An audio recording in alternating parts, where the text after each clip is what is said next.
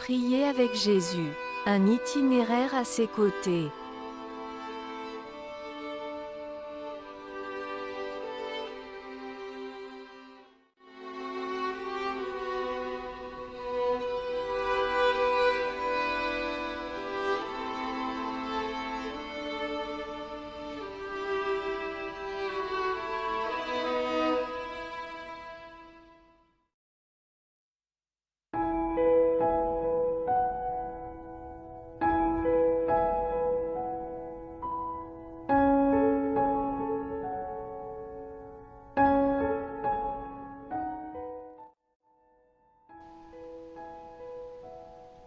Chers amis, bonjour.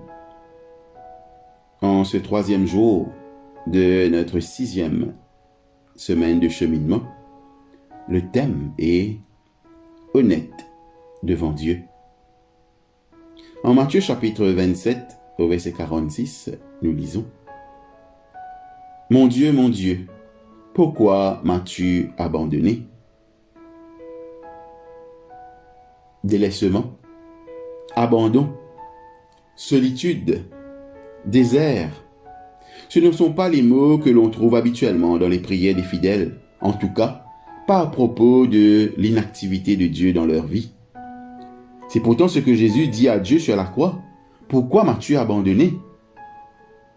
Nos prières ne jaillissent pas toujours sous la forme de paroles inédites ou émanant spontanément de notre cœur. Nous prions selon ce que nous croyons, dans le sillage d'une habitude. Lorsque nous sommes à court de mots, ceux de la tradition religieuse dans laquelle nous avons grandi prennent le relais pour envahir notre esprit et notre cœur. Paroles d'un cantique, phrases d'une confession de foi, souvenirs d'une prière oubliée depuis longtemps, versets de l'écriture appris dans l'enfance. La tradition laisse deviner son empreinte dans cette prière de Jésus. 6 heures d'agonie, des heures sans aucun signe de compassion humaine, des heures de descente dans les ténèbres et de souffrance expliquent le sentiment traumatisant d'être abandonné par Dieu. Comment expliquer ce que l'on ressent à ce moment-là? Quels sont les mots capables de traduire une confession aussi insupportable? Mon Dieu, pourquoi m'as-tu abandonné? Nous pouvons le lire aussi dans le psaume 22, au chapitre 2.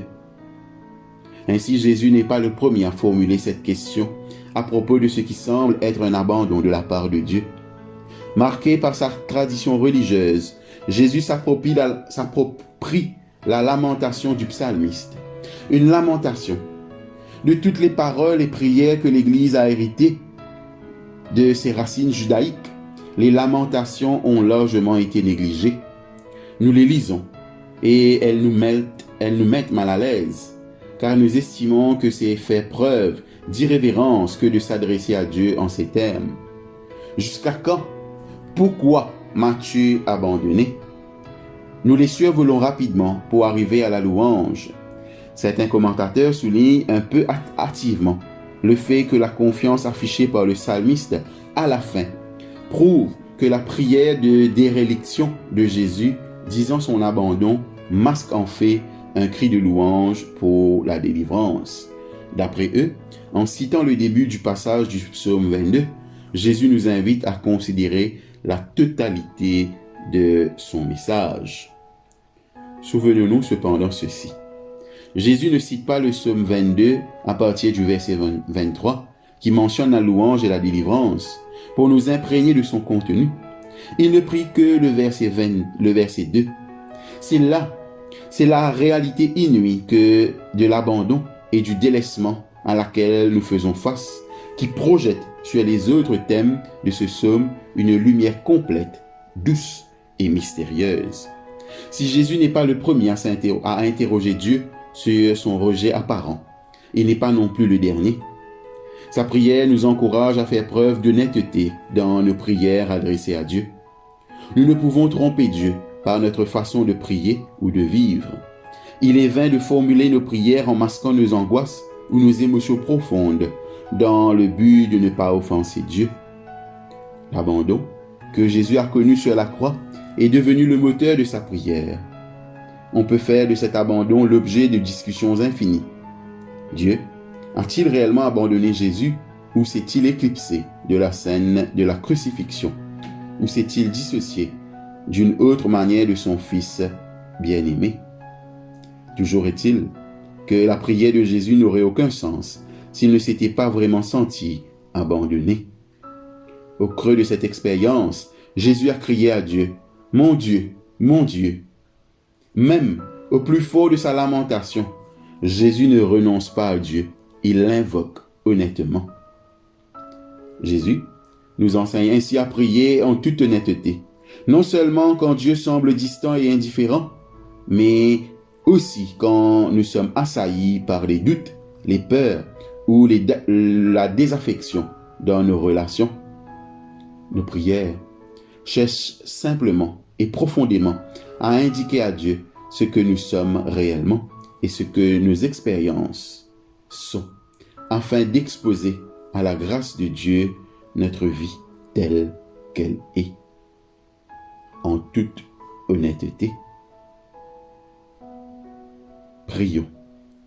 Mon Dieu, quel bonheur de pouvoir t'invoquer quand je te sens proche et quand je te sens éloigné, quand je suis fort et quand je suis faible, quand tout est clair comme de l'eau, de roche, et quand tout est dénué de sens. Toi, ma joie et mon libérateur. Amen. Votre exercice spirituel pour ce matin. Relisez Matthieu chapitre 27 au verset 46. Quelle situation vous a-t-elle déjà incité à formuler des paroles de lamentation, proches de celles de Jésus, voire identiques aux siennes? Pourquoi? Dans votre journal, indiquez un moment particulier de votre vie où vous aviez du mal à être honnête dans vos prières. Qu'est-ce qui rendait cette transparence difficile?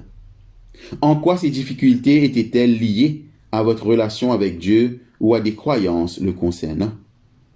Évoquez de façon précise une question ou une lutte particulière de votre expérience que vous auriez eu tout intérêt à exposer avec plus de candeur. Faites-en un sujet de prière maintenant. Soyez franc en exposant ce problème à Dieu. Préparez-vous à écouter autrement.